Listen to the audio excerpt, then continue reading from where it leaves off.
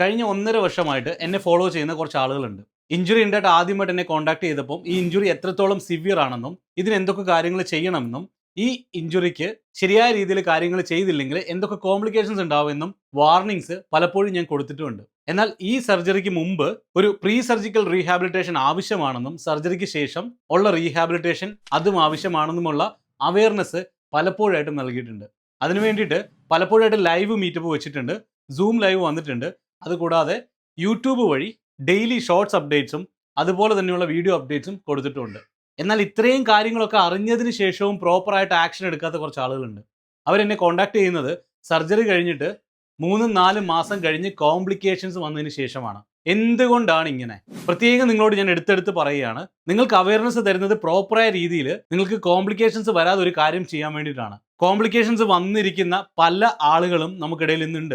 അതിൽ കുറച്ച് ആളുകളാണ് പറയുന്നത് സർജറി ചെയ്യണ്ട, സർജറി ചെയ്ത് കഴിഞ്ഞാൽ റിക്കവറി ആവില്ല എന്നൊക്കെ. പക്ഷേ ഇവിടെ നിങ്ങൾ മനസ്സിലാക്കേണ്ട ഒരു കാര്യം എന്ന് വെച്ച് കഴിഞ്ഞാൽ, സർജറി ചെയ്ത് കഴിഞ്ഞാൽ ശരിയായിട്ട് റിക്കവറിലേക്ക് വരാൻ സാധിക്കും. പ്രോപ്പറായിട്ട് സർജറിക്ക് മുമ്പും അതിനുശേഷം സർജറിക്ക് ശേഷവുമുള്ള എക്സസൈസും കാര്യങ്ങളൊക്കെ ശരിയായ രീതിയിൽ പാലിച്ചാൽ.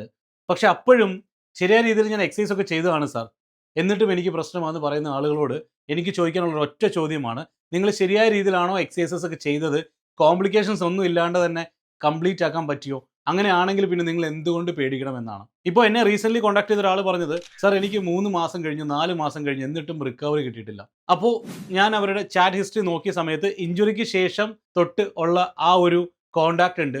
പലപ്പോഴായിട്ട് പല സമയം മൾട്ടിപ്പിൾ ടൈംസിൽ ഞാൻ റിപ്ലൈ കൊടുത്തിട്ടുണ്ട്. അതിനൊക്കെ അവർക്ക് കാര്യമായിട്ട് വേണ്ട വീഡിയോസ്, ആ റിലേറ്റഡ് ആയിട്ടുള്ള ഇൻഫർമേഷൻസ് തരുന്ന കാര്യങ്ങൾ അയച്ചു കൊടുത്തിട്ടുണ്ട്. ഇതൊക്കെ കണ്ടതിന് ശേഷവും നിങ്ങൾ നിങ്ങളുടെ ഹെൽത്തിൻ്റെ കാര്യത്തിൽ ഇത്രയധികം കെയർലെസ് ആണെങ്കിൽ പിന്നെ ഞങ്ങൾക്കെന്നല്ല മറ്റൊരു ഹെൽത്ത് കെയർ പ്രൊവൈഡറിനും നിങ്ങളെ രക്ഷിക്കാൻ പറ്റില്ല.